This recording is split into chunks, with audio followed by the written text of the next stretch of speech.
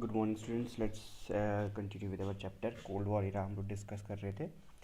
आप लोगों को मैंने कोल्ड वॉर की आइडियोलॉजीज़ पढ़ा दी हैं। अब हम आते हैं कोल्ड वॉर में एक्चुअली जो डेवलपमेंट था उसके बारे में। ठीक है, तो 3 पॉइंट हमने लिए हैं। हालांकि मैंने 3 पॉइंट लिए थे, बट वीडियो ये इतना लेक्चर इतना लंबा बन गया था कि इसको 2 पार्ट पे करना पड़ेगा। तो 1 part we will do today and the other part we will do it on Monday. Okay, so what we will do, we will take the first part, what is cold war today, and the second one, the emergence of two power blocks. but second one में last के 2-3 point जो NATO और सीटो वाला है वो छोड़ दिया है, क्योंकि उसको थोड़ा डिटेल में पढ़ाना ज़रूरी है। नेटो और सीटो से क्वेश्चंस बहुत आते हैं। ठीक है, तो we are going to do it later words, alright, in the next part. So let's start. अब है कोल्ड वॉर।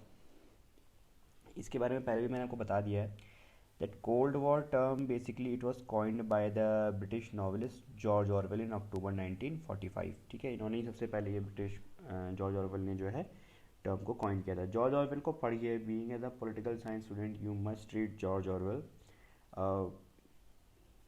जॉर्ज ऑरवेल की जितनी भी किताबें हैं, स्पेशली एनिमल फार्म्स वगैरह अगर आप पढ़ते हैं, तो you will get a realistic view about the world politics. Okay, you will get a realistic view about the capitalism, the communism, and everything else. Okay, so if you have the time, read George Orwell. So what is Cold War? Basically, the first thing is we have to understand what is Cold War. तो एक ये मैंने gist तैयार किया है cold war का, जिसको हम कह सकते हैं कि ये कोल्ड वॉर को अगर हम डिफाइन करें तो कोल्ड वॉर क्या है। तो what was Cold War? Cold War was a series of events occurred between the end of World War II to the disintegration of Soviet Russia in 1991। Basically world war जो थे ये एक series थी events की। Cold war was a series of events. Basically इसमें कई सारे events थे, और ये इवेंट जो थे टिपिकली सेकेंड वर्ल्ड वॉर के एंड से स्टार्ट हुए और डिसइंटीग्रेशन ऑफ सोवियत रशिया इन 1991 तक ये चलते रहे। During this time, tension and hostility took over the relations of USA and USSR। जो USA and USSR के जो relations थे इस टाइमलाइन में टेंस्ड हो गए। ऐसा नहीं था कि पूरे 1945 से लेकर 1991 तक टेंस्ड ही रहे, कभी टेंस्ड रहे, कभी बहुत ही पीक पे पहुंच गए क्यूबन मिसाइल क्राइसिस वगैरह के टाइम पे। तो 1953 में स्टालिन की डेथ के बाद थोड़ा सा जो है रिलैक्सेशन भी उसमें जो है आया। ठीक है, तो ये अप एंड डाउन की तरह जो है इनके रिलेशन चलते रहे, बट ये था कि एक जनरल हॉस्टिलिटी एंड टेंशन जो थी यूएसए एंड यूएसएसआर के बीच बनी रही। अब चूंकि यूएसए एंड यूएसएसआर उस वक्त एक मेजर पावर थे, और इन लोगों ने इन बहुत सारी कंट्रीज जो थी वो कुछ यूएसए को सपोर्ट कर रही थी, कुछ यूएसएसआर को सपोर्ट कर रही थी। तो it becomes a bipolar world. दो पावर ब्लॉक्स बन गए थे, एक यूएसए का और एक यूएसएसआर का।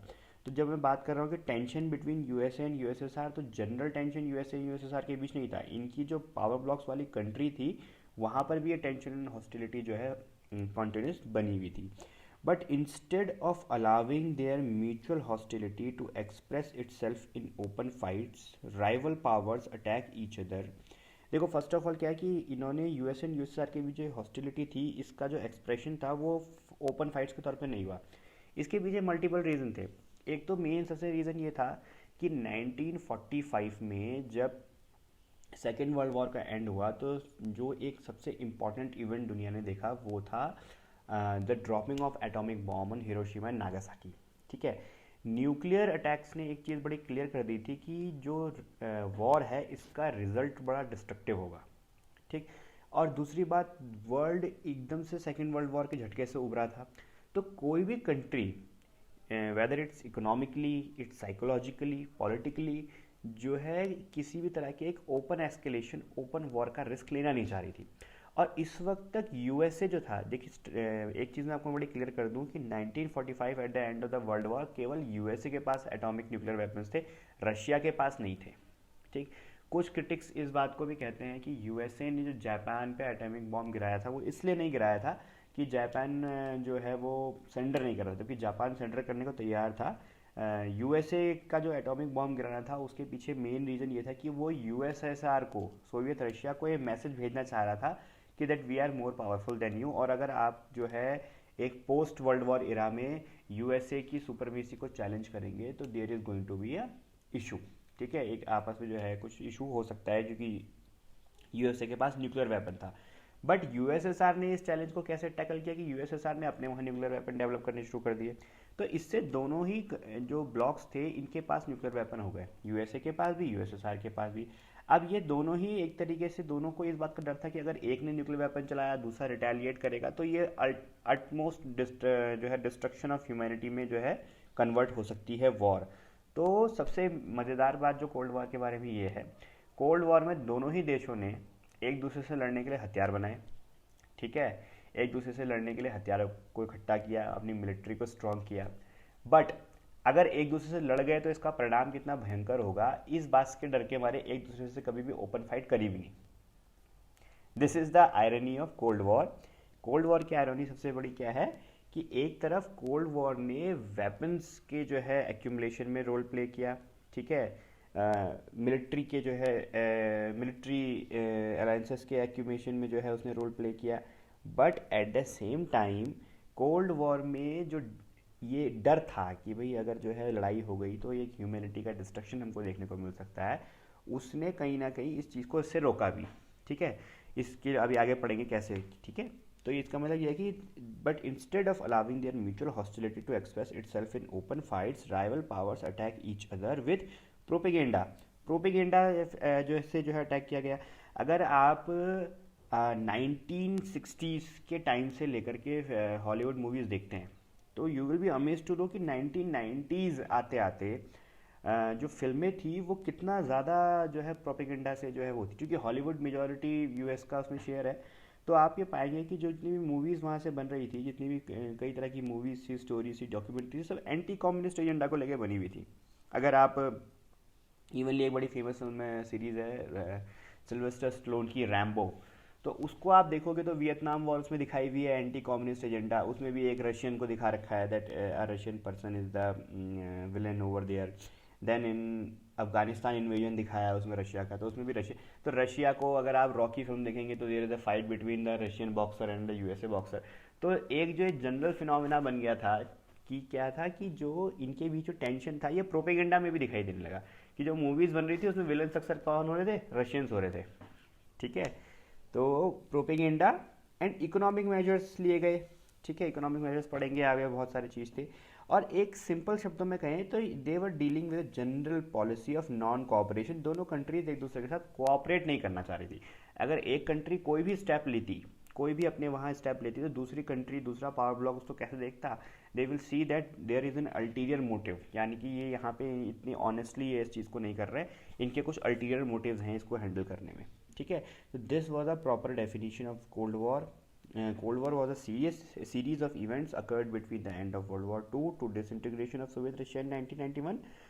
During this time, tension and hostility took over the relations of USA and USSR, but instead of allowing their mutual hostility to express itself in open fights, rival powers attacked each other with propaganda, economic measures, and with a general policy of non-cooperation. तो this is the, हम अगर पूछे भी what is जो है cold war, तो we can simply explain that this is cold war, ठीक है।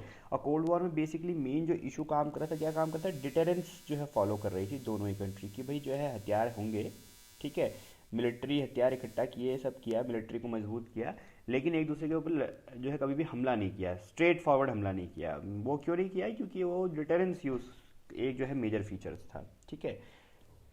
चलिए अब हम यहाँ से अपने नेक्स्ट पॉइंट पे आते हैं कि हम कोल्ड वॉर तो समझ गए, अब कोल्ड वॉर के कैरेक्टरिस्टिक्स क्या थे। देखो कोल्ड वॉर एक इतने लंबे टाइम तक चली और ये इतने अलग अलग फ्रंट पे थी, कल्चरल फ्रंट पे, इकोनॉमिक फ्रंट पे, ठीक है, पॉलिटिकल फ्रंट पे। तो इसके बट कुछ ऐसे जनरल कैरेक्टरिस्टिक्स हैं जो कि हमें पूरे 1945 से लेकर 1991 इंटीग्रेशन तक देखने को मिले। पहला जो सबसे इम्पोर्टेंट जो है हमको जो देखने को मिला वो क्या था, डिटरेंस था, कि दोनों ही पावर ब्लॉक से डिटरेंस को यूज़ किया। और ये डिटरेंस कोई डिस्क्रिमिनेशन पे नहीं आया था कि नहीं चलो हमला नहीं करना चाहिए, नहीं, इसके पीछे मेन जो रीज़न था वो ये कि हर एक ब्लॉक को ये लगता था कि अगर जो है दूसरे के ऊपर ओपन वॉर कर दी तो इसका जो रिटेलिएशन होगा, जो दूसरा बदला लेगा, उसका इफेक्ट इतना ज़्यादा होगा कि अल्टीमेटली वो जो है सेकेंड वर्ल्ड वॉर से ज़्यादा डिस्ट्रक्शन होगा। दूसरा, पूरे के पूरे कोल्ड वॉर इरा में इकोनॉमिक अलाइंसेस बहुत किए गए, इकोनॉमी को वेपन बनाया गया, ठीक है। और अल्टीमेटली अगर मैं कहूँ इन एन अनबायस्ड व्यू, तो जो कोल्ड वॉर का एंड है उसका बहुत हद तक रीज़न भी क्या रहा, इकोनॉमी ही रहा। ठीक है। अल्टीमेटली वेस्ट ने जो है क्या किया, इकोनॉमिकली जो है रशिया को डिफीट कर दिया। ऑलराइट, अब है मिलिट्री अलायंसेस। ठीक, मिलिट्री अलायंसेस देखने को मिले, नेटो, सीटो, वर्सो पैक्ट, इसके बारे में पढ़ेंगे। एंड मोस्ट इंपॉर्टेंटली बाइपोलैरिटी देखने को मिली वर्ल्ड में। वर्ल्ड दो खेमों में बढ़ चुका था यहाँ पे, ठीक है। हालांकि इसमें 1947 के बाद जब हम इंडिया ने नॉन अलायन मूवमेंट स्टार्ट हुआ था तो एक तीसरा खेमा भी था, बट नॉन अलायन को हम खेमा नहीं मानते हैं क्योंकि उनके बीच में कोऑपरेशन तो था बट मिलिट्री कोऑपरेशन जैसी कोई चीज़ वहाँ पे नहीं थी, ठीक है। It was more like an ideological group rather than a group bonded with each other on the basis of economic and military alliances, ठीक है। तो बाइपोलैरिटी यहाँ पे देखने को हमको मिलती है। अब हम आते हैं the emergence of two power blocks. ठीक, तो नेक्स्ट टॉपिक एनसीईआरटी का है हमारा emergence of two power blocks, कि कोल्ड वॉर में दो पावर ब्लॉक बने कैसे। ठीक, पावर ब्लॉक्स हमें पता है यूएसए एंड यूएसएसआर। अब जो ये मैंने लिया हुआ है मटेरियल, ये हम बात कर रहे हैं 1953 1960 के आसपास तक, ठीक है। 1991 डिसइंटीग्रेशन, उसमें हम बीच में नॉन अलाइनमेंट मूवमेंट पढ़ेंगे, फिर इसको स्टार्ट करेंगे। तो मैंने क्या किया है, जस्ट वैसे ये चीज़ें ऐसे हुई नहीं है अलग अलग, ये आपस में हुई है, एक लीनियर तरीके से हुई है, कभी अलायंस हुआ फिर उसका एक एस्केलेशन हुआ, बट मैंने इसको अलग अलग इसलिए कर दिया है so it will be easier for you to remember. Alliance and cooperation में जो हमने कंसिडरेबल जो मतलब इंपॉर्टेंट्स हैं जो वो देखनी है, वो देखनी Yalta conference, Potsdam conference, the Truman doctrine, the Marshall plan, the Cominform, NATO and Warsaw pact. And here we can see escalation and crisis. जो ये तो अलायंसेस थे जो अलायंसेस हुए, ठीक है, हर गुट ने अपना मौजूद बनाने के लिए अलायंसेस किए। इनके बीच में जो क्राइसिस हुए वो हुए Berlin blockade, Berlin airlift, Korean war, Vietnam war, Congo war भी था, वो इसमें मैंने मेंशन नहीं किया है, Berlin wall, and most important जो सबसे हाईएस्ट पीक था इसका वो था क्यूबा मिसाइल क्राइसिस, ठीक है। तो ये सारे के सारे इवेंट जो हैं हुए। अच्छा, एक चीज़ मैं आपको बता दूं कि because we are not studying history, we are studying political science, so we will not go into the in depth details of कि याल्टा कॉन्फ्रेंस में क्या हुआ, कैसे हुआ, what was the history behind it, rather than we will just go with the politics कि इन जितनी भी अलायंसेज एंड कॉपरेशन थी, इस क्राइसिस एंड एस्केलेशन थी, इनसे उनका पॉलिटिकल सिनेरियो पे क्या इफेक्ट पड़ा और इसमें किस कंट्री ने किस तरह की पॉलिटिकल अप्रोच को टैकल किया, ठीक है। तो ये यहाँ पे हमको एक चीज़ करना है, अगर हम इसी टॉपिक को हिस्ट्री में पढ़ रहे थे तो हम बड़ी डिटेल में जाते हैं याल्टा कॉन्फ्रेंस में, बहुत सारी चीज़ें हैं, ठीक, but we are only focusing on the characteristics. और ये कैरेक्टरिस्टिक्स कौन से कैरेक्टरिस्टिक्स फोकस कर रहे हैं हम, जो पॉलिटिक्स से रिलेटेड, डिटरेंस है, इकोनॉमिक अलायंस है, मिलिट्री अलायंस एंड बाइपोलैरिटी है। Alright, so let's start cold war development. अब कोल्ड वॉर डेवलपमेंट पर जाते हैं। भाई कोल्ड वॉर डेवलपमेंट क्या था, कोल्ड वॉर डेवलपमेंट कैसे हुआ। अब देखो जो डेवलपमेंट है, डेवलपमेंट मतलब हम बात करें कैसे एक post second world war era से जो है to emergence of two power block तक के बाद चले गई। देखिए इसमें इंपॉर्टेंट आता है याल्टा कॉन्फ्रेंस। जो याल्टा कॉन्फ्रेंस थी ये रशिया में हुई थी। कहाँ हुई थी, ये रशिया में हुई थी। इसमें जिन लोगों ने पार्टिसिपेट किया था वो थे Stalin from Russia, Roosevelt, president Roosevelt from USA and Winston Churchill from England, okay, Britain, UK participate कर रहा था। इन तीनों के बीच में क्या अलायंस जो बात हुई थी वो ये हुई थी कि भाई हम क्या करेंगे, एक तो नई ऑर्गेनाइजेशन बनाई जाएगी, ठीक है। इसमें बेसिकली क्या था, इस याल्टा कॉन्फ्रेंस के थ्रू यूनाइटेड नेशंस के इस्टेब्लिशमेंट का जो है रास्ता साफ हुआ था, ठीक है। बट जो हमें इस पर फोकस करना है, कोल्ड वॉर से रिलेटेड क्या हुआ कि इसमें जर्मनी को डिवाइड कर दिया गया जोन्स में। आगे मैं पढ़ाऊंगा किस तरह से डिवाइड किया हुआ था, ठीक है।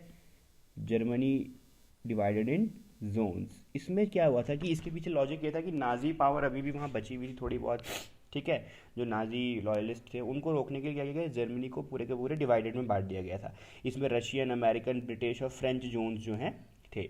और जो बर्लिन था, बर्लिन को भी क्या कर दिया गया था, कॉरस्पॉन्डिंग जोन्स में बांट करके कर दिया गया था। बर्लिन और ऑस्ट्रिया के लिए जो है ये सिचुएशन यहाँ पे इसमें बनाई गई थी। दूसरा, इसमें एक रशिया जो है वो इस बात पे रेडी हो गया था कि जो ईस्टर्न यूरोप है, यानी कि जो हिस्सा जर्मनी रशिया के कंट्रोल में आया था, वहाँ पे वो फ्री इलेक्शन करवाएगा, ठीक है। एंड इस बात को लेकर के याल्टा कॉन्फ्रेंस हुई। इसमें अदर चीज़ें भी थी, लेकिन जो हमें फोकस करना है वो सिर्फ इस पर करना है कि जर्मनी को जोन्स में डिवाइडेड किया गया बर्लिन ऑस्ट्रिया को भी डिवाइडेड जोन में डिवाइडेड किया गया, और रशिया इस बात के लिए एग्री हो गया था कि जो उसके इन्फ्लुएंस वाला एरिया है, यानी कि ईस्ट जर्मनी जो है, ईस्ट यूरोप जो है, सॉरी हाँ east Europe and east Germany भी कह लो, यूरोप भी कह लो, ईस्ट जर्मनी यूरोप, यहाँ पे वो फ्री इलेक्शंस करवाएगा। ठीक है, यानी कि ये एरिया कंट्रोल में तो रहेंगे उसके, but he will follow the democratic procedure in this area. तो याल्टा कॉन्फ्रेंस ने कोल्ड वॉर के लिए एक तरीके से ग्राउंड वर्क ले डाउन किया। Then what happened, then the next conference handled in July 1945, Potsdam conference. इस conference में सिचुएशन थोड़ी सी चेंज होने लगी। देखिए क्या हुआ, जो रूजवेल्ट थे, प्रेसिडेंट रूजवेल्ट के पर्सनल रिलेशन स्टालिन के साथ बहुत अच्छे थे, लेकिन 1945 आते आते क्या हुआ, यूएसए में इलेक्शन हुआ, रूजवेल्ट हट गए और रूजवेल्ट को रिप्लेस किया हेनरी ट्रूमैन ने। ना हेनरी ट्रूमैन के बारे में बात बताता हूँ कि हेनरी ट्रूमैन एक ऐसे पर्सन थे, he was a shopkeeper before becoming the president of United State. Truman was a no nonsense man, ठीक है, बहुत स्ट्रेट फॉरवर्ड टफ डिसीजन लेने के लिए माना जाते थे, and personally he hates Stalin. तो यहाँ पे क्या हुआ कि जो इसमें जो लोग जिन्होंने पार्टिसिपेट किया, रशिया की तरफ से तो स्टालिन ही रहा, यूएसए में चेंज हो गया, ट्रूमन आ गए, और पहले विंस्टन चर्चिल नहीं कर रहा था, लेकिन उसी टाइम पे विंस्टन चर्चिल भी रिप्लेस्ड हो गया, और वहाँ पे क्योंकि विंस्टन चर्चिल इलेक्शन हार गए थे, और यहाँ पे क्लीमेंट एटली, ठीक है, क्लीमेंट एटली जो नए प्राइम मिनिस्टर थे यूके के, उन्होंने जो है पार्टिसिपेट किया। तो Stalin, Truman, Clement Attlee, they were participating in Potsdam conference. Potsdam conference में क्या हुआ कि जर्मनी जो है से इस वक्त लड़ाई पूरी तरह से कंप्लीट हो चुकी थी, ठीक है। अब ये दोनों इस बात को लेकर ये करना चाहते थे कि आखिर जो है ये एक पोस्ट वर्ल्ड वॉर इरा में किस तरह से जर्मनी के प्रॉब्लम को टैकल किया जाए। अब जर्मनी के प्रॉब्लम को टैकल करने के लिए तो बहुत इजी हो गया कि एक तो ये कहा गया कि भाई जर्मनी जो है वॉर रिपेरेशन पे करेगा, लेकिन एक बात याद रखनी कि जैसे फर्स्ट वर्ल्ड वॉर आपने सुना होगा वॉर रिपेरेशन मनी में करने की बात की गई थी, यहाँ पे ये कहा गया था कि जर्मनी जो वॉर रिपेरेशन पे करेगा नॉन फूड आइटम पे करेगा, ठीक है, के तौर पे वॉर रिपेरेशन पे करेगा।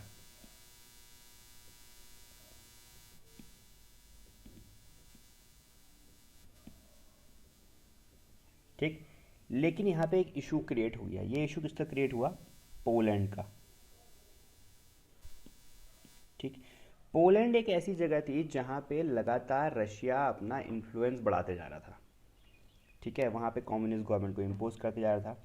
पोलैंड, चूंकि पोलैंड जो है नॉर्वे फिनलैंड वाले एरिया का, एक कोपेनहेगन वाले पूरे एरिया का एक इंपॉर्टेंट एरिया था, ठीक है, कोस्ट लाइन इंपॉर्टेंट थी, और यहाँ को लेकर के पोलैंड को लेकर के पोलैंड में यूएसए एंड यूके दोनों के ही अपने इंटरेस्ट भी थे, तो ये नहीं चाहते थे कि यहाँ पे रशियन इंटरेस्ट फैले। तो पोलैंड को लेकर के क्या हुआ कि इसमें जो है आपस में रशिया और जर्मनी को लेकर के यहाँ पे क्या हुआ, रशिया और यूके और यूएसए के बीच में यहाँ पे थोड़े से रिलेशन स्ट्रेन होने लगे। ठीक, एक तरफ से जो ब्रिटेन और अमेरिका थे वो चाहते थे कि भाई पोलैंड में रशियन इन्फ्लुएंस कम हो, रशिया अपनी बात पर अड़ा हुआ था कि भाई ये जो है ईस्टर्न यूरोप वाला हिस्सा है, हमारे जोन में आया है, यहाँ को की चीज़ों को टैकल मैं ही करूँगा। सो पोलैंड को लेकर के यहाँ पे जो है इशू फंस गया। अब यूएसए ने इसी समय क्या किया, रशिया को प्रेशराइज करने के लिए दो इवेंट कर दिए। ठीक, अगस्त 1945 में हिरोशिमा और नागासाकी दो कंट्रीज़ पे यानी कि जापान पे एटॉमिक बॉम्ब गिरा दिया। अब यहीं पे कुछ क्रिटिक्स कहते हैं कि जापान पे एटॉमिक बॉम्ब गिराना ज़रूरी था, जापान सेंडर नहीं कर रहा था, पर्ल हार्बर, ये सब घटनाओं को जिम्मेदार ठहराते हैं। तो वहीं पे जो है कुछ क्रिटिक्स ये बोलते हैं, स्पेशली जो पॉलिटिकल साइंस के जो प्रोफेसर्स हैं या जॉर्ज ऑरवेल की अगर हम बात करें, तो वो ये बोलते हैं कि ये atomic bomb Russia actually Japan के लिए गिराया ही नहीं गया था, ये इसलिए गिराया गया था कि जो याल्टा कॉन्फ्रेंस में, सॉरी पोस्टडैम कॉन्फ्रेंस में जो कि रशिया हावी हो रहा था, तो रशिया को उसका प्लेस दिखाने के लिए, ये बताने के लिए कि भाई अगर आप जो है हमारी बात नहीं मानेंगे तो this will be a result of yours also, ठीक है। तो रशिया को प्रेशराइज करने के लिए ये इवेंट किया गया था। अब रियलिटी क्या है वी डोंट नो, बट दोनों तरह के थॉट मैंने आपको बता दिए। Then comes communism in eastern Europe, लेकिन रशिया इस बात से रुका नहीं, और क्या होने लगा कि यूरोप में कम्युनिज्म फैलने लगा। इसको समझने के लिए लेट्स सी अ मैप, ठीक है। अब आपको पता है कि दिस इज़ यूएसएसआर, ऑलराइट। अब ये मैप थोड़ा सा जो है पूरा 1947 से लेके 47 पूरे एरिया तक का बताने के लिए है। यूएसएसआर का जो एरिया था वो धीरे धीरे इंक्रीज हो रहा था। ये आप देख सकते हो कि जो ईस्टर्न यूरोप है, ठीक है, अगर ओरिजिन ऑफ कोल्ड वॉर देखें तो 1945 तक तो ये जो हम देख रहे हैं कि जो सोवियत यूनियन केवल इस ये डार्क ऑरेंज वाले एरिया में यहाँ तक ही जो है फैला हुआ था। लेकिन धीरे धीरे धीरे ये पूरा का पूरा पोलैंड, चेकोस्लोवाकिया की अगर हम बात करें तो वहाँ पे 1948 में, ऑलराइट, अलग अलग कंट्रीज में जो ये कम्युनिज्म था ये डिफरेंट डिफरेंट टाइम पे फैलने लग गया। अगर मैं सिंपली बात करूँ तो पोलैंड में जो है कम्युनिज्म इफेक्ट में आ गया था 1947 में, ठीक है। चेकोस्लोवाकिया में जो है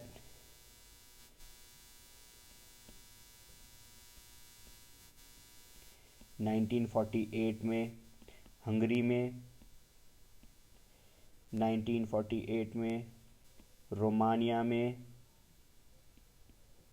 1947 में, बुल्गारिया में 1948 में, ऑलराइट। अब इसमें यूगोस्लाविया का एक इशू मैं आपको बताता हूँ कि यूगोस्लाविया क्या था कि 1948 से पहले पहले जो ये लाइन आप रेड कलर की देख रहे हैं ना, this is the dividation line between eastern and western Europe. ये जो लाइन थी, ये लाइन डिसाइड कर रही थी, ये पूरी यूगोस्लाविया से होके जाती थी, ठीक। अरे वाह, समझे, पहले इस तरह से था इसका हिसाब किताब। अल्बानिया, ये वाला जो पोर्शन था इस तरह से था ये, ठीक है। उसके बाद क्या हुआ, यूगोस्लोवाकिया कुछ टाइम बाद इसने यूगोस्लोवाकिया ने क्या कर लिया, खुद को अलग कर लिया, और ये इसका सोवियत रशिया के साथ जो है इसके रिलेशन ख़राब हो गए, जिसमें एक मेजर इंपॉर्टेंट रोल था यूगोस्लाविया के लीडर जो थे तो टीटो। आगे चल के पढ़ोगे आप दोनों अलाइनमेंट मूवमेंट में इनके बारे में, ठीक है, इनका रोल इंपॉर्टेंट था। तो इस वजह से जो है यूगोस्लाविया एक नॉन अलाइन कंट्री हो गई थी, ठीक है। तो यहाँ पे जो ये बॉर्डर्स थे ये अल्बानिया तक सीमित हो गए थे। ये पोर्शन जो आप देख रहे हैं, this is the eastern Europe का जो है पोर्शन था, यूगोस्लाविया नॉन अलाइन था। और जो ब्लू कलर का पोर्शन देख रहे हैं, इटली है, फ्रांस है, स्पेन है, ठीक है, ग्रेट ब्रिटेन है, these were the parts of, Norway है, these were the parts of the western power, ठीक है, वेस्टर्न ब्लॉक का जो है ये यूएसए के ब्लॉक के बीच में पावर था। अब यहाँ पे सिचुएशन खराब हुई थी जर्मनी के साथ, क्योंकि जर्मनी का क्या किया गया था, डिवाइडेशन कर दिया गया था डिफरेंट डिफरेंट एरियाज में, ठीक है। मैंने बताया ना, जर्मनी में याल्टा कॉन्फ्रेंस में जर्मनी को जोन्स में डिवाइड कर दिया गया था। इसको समझने के लिए अगर आप बर्लिन का एग्जाम्पल लें, जो बर्लिन थी वो जर्मनी की कैपिटल थी, ठीक है, और ये बीच में इस पूरी की पूरी कैपिटल को 8 सेक्टर्स में डिवाइड किया था। जैसे आप देख सकते हो ईस्ट जर्मनी थी, ईस्ट जर्मनी में जो बर्लिन है, ये केवल बर्लिन की बात हो रही है, ठीक है। बर्लिन में सोवियत सेक्टर में बांट दिया गया है, American sector, British sector, French sector. लेकिन मैं आपको एक मज़ेदार बात बता दूँ, ये बांटा तो अलग अलग सेक्टर में है, पर इसके जो चारों ओर एरिया था, ये इधर और इधर, ये ईस्ट जर्मनी ही था। और ईस्ट जर्मनी किसके अंडर में था, रशिया में, ठीक है। तो ऑल्दो बर्लिन जो है यहाँ पे है, बर्लिन का पूरे आसपास का जितना भी एरिया था ये सारा का सारा कंट्रोल में किसके था, ईस्टर्न यूरोप के कंट्रोल में था, यानी कि इनफैक्टो रशिया के कंट्रोल में था। लेकिन बर्लिन को, यानी चारों ओर से रशिया है, ठीक, और इसके अंदर बर्लिन के पर्टिकुलर एरिया को अलग अलग सेक्टर्स में बांट दिया था, जिसमें Soviet sector, American sector, British sector, French sector था, ठीक है। यानी चारों ओर से रशिया ने घेर रखा है, लेकिन जो ये ईस्ट बर्लिन है, ठीक है, ईस्ट बर्लिन ही केवल सोवियत रशियन में है, बाकी ये जो है ब्रिटिश और फ्रेंच सेक्टर में है। अब यहाँ पे आप कहोगे ऐसा क्यों किया गया भाई, चारों ओर से जब था तो प्रॉब्लम ये थी कि बर्लिन कैपिटल था, और यहाँ पे यूएसए बिल्कुल नहीं चाहता था कि पूरी तरह से रशिया को ही कंट्रोल में दे दिया जाए। तो यहाँ पे सारे देशों के बीच ये एग्रीमेंट हुआ था कि भाई ये याल्टा कॉन्फ्रेंस का एग्रीमेंट था, ये जो है इस तरह से बांटा जाएगा। ऑलराइट, तो क्लियर हो जाएगी सिचुएशन, चारों ओर से रशिया है, बट बीच में जो बर्लिन का शहर है उसको भी 4 सेक्टर्स में बांट दिया गया है। तो इस तरह से कम्युनिज्म यूरोप में जो है धीरे धीरे फैलने लगा। हमने क्या नोट किया कि ईस्टर्न यूरोप में, ईस्टर्न कंट्रीज़ में, इस तरह की कंट्रीज़ में जो है कम्युनिज्म ज़्यादा फैल रहा था, जबकि वेस्टर्न कंट्रीज़ में किसका इफेक्ट आने लगा, जो है यूएसए का इफेक्ट आने लगा, ठीक है। और यहीं से जो इमरजेंस ऑफ 2 पावर ब्लॉक्स शुरू हो गए कि भाई ईस्टर्न यूरोप कम्युनिस्ट और वेस्टर्न कैपिटलिस्ट, ये पावर ब्लॉक जो है स्टार्ट बनने शुरू हो गए। अब इस पावर ब्लॉक से प्रॉब्लम हुई क्या कि धीरे धीरे रशिया सिर्फ रुका नहीं, रशिया ने अपने को एक्सपेंड करना शुरू कर दिया। और एक्सपेंड होते होते रशिया कहाँ पहुँच गया, यहाँ एक छोटी सी कंट्री है ग्रीस, यहाँ तक पहुँच गया, ठीक है। ग्रीस हमेशा से क्या था कि जो है इंटरेस्ट पॉइंट था यूएसए एंड यूनाइटेड किंगडम का, स्पेशली यूनाइटेड किंगडम का, ऑलराइट। बट अब रशिया यहाँ पे अपनी कम्युनिस्ट एजेंडा फैला रहा था, तो हेनरी ट्रूमन जो कि उस यूएसए के प्रेसिडेंट थे, उनको ये रियलाइज़ हुआ कि रशिया धीरे धीरे यूरोप में अपना इन्फ्लुएंस बढ़ाते जा रहा है, लेकिन अब रशिया के इन्फ्लुएंस को रोका कैसे जाए, क्योंकि ट्रूमन इस वक्त सीधे तौर पर रशिया से इंगेज होना नहीं चाह रहे थे। ठीक है, तो ट्रूमन डॉक्ट्राइन जो है एक बड़ा इंपॉर्टेंट पॉइंट माना जाता है इसमें। ये क्या था कि USA would support free peoples who are resisting subjugation by armed minority और by outside power.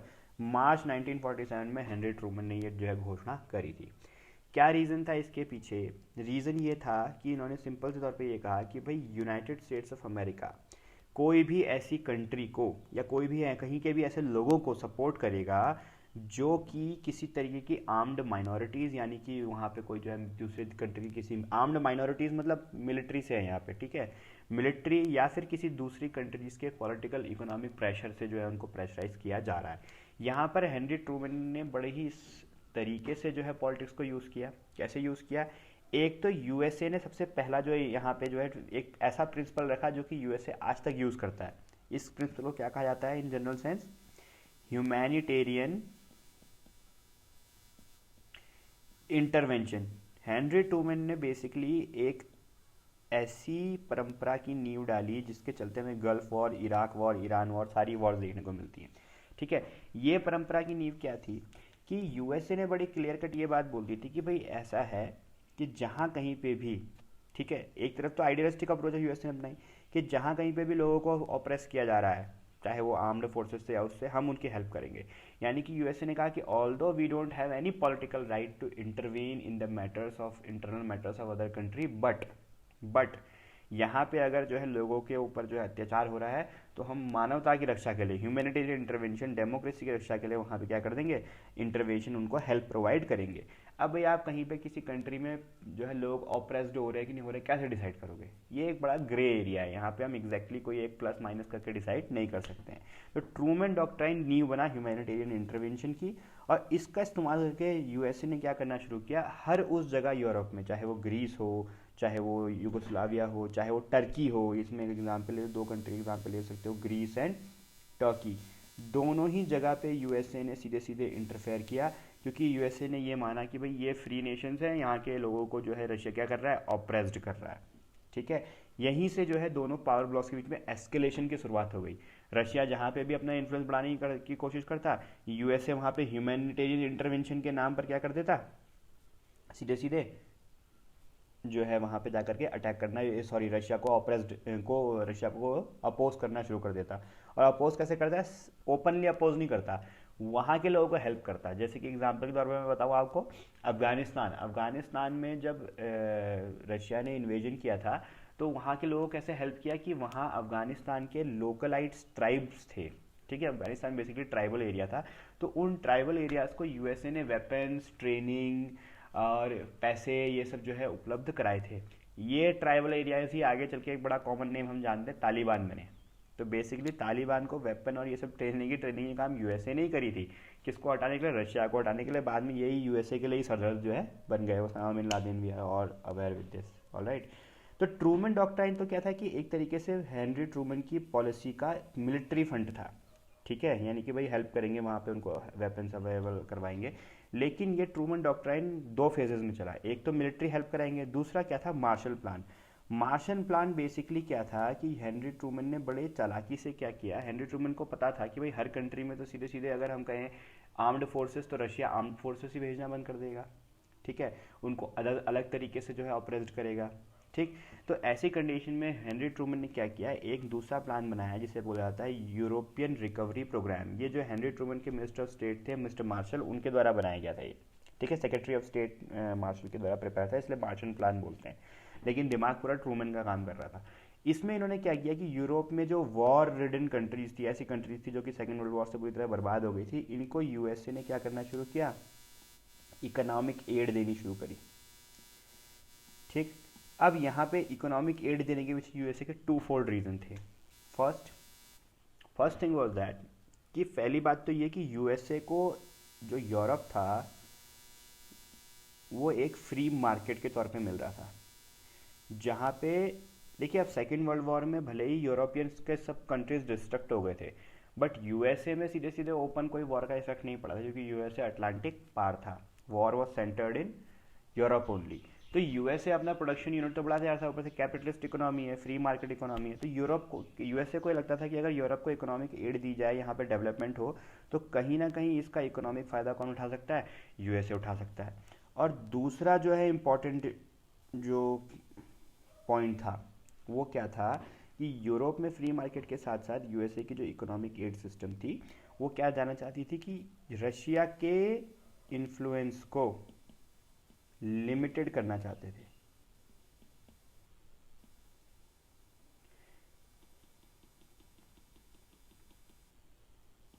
Limits Russian influence, ठीक। जिस कंट्री में पैसा इन्वेस्ट कर देंगे वहाँ पे यूएसए की आइडियोलॉजी को प्रमोट करने की कोशिश हेनरी ट्रूमन ने करी।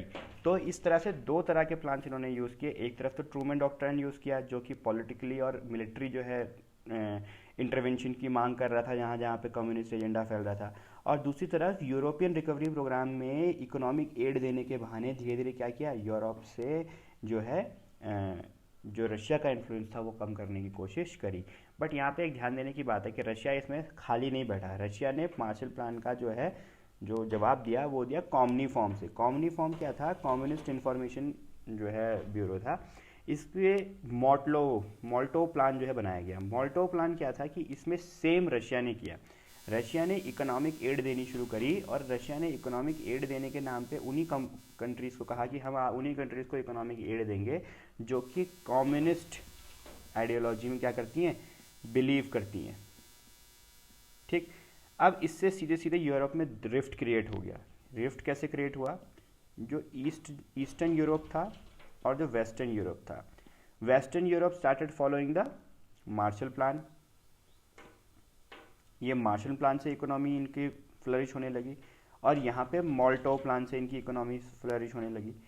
सीधे सीधे देखा जाए तो इन जो ट्रूमन का प्लान था और जो ये रशिया का प्लान था, इनके इकोनॉमिक इंटरवेंशन से क्या हुआ, पूरा का पूरा जो हमारे पास यूरोप था वो दो तरह की इकोनॉमिक स्ट्रक्चर में बट गया। ये इकोनॉमिक स्ट्रक्चर कौन से थे, एक तरफ तो ईस्टर्न यूरोप में कम्युनिस्ट इकोनॉमिक स्ट्रक्चर स्टैब्लिश होने लगा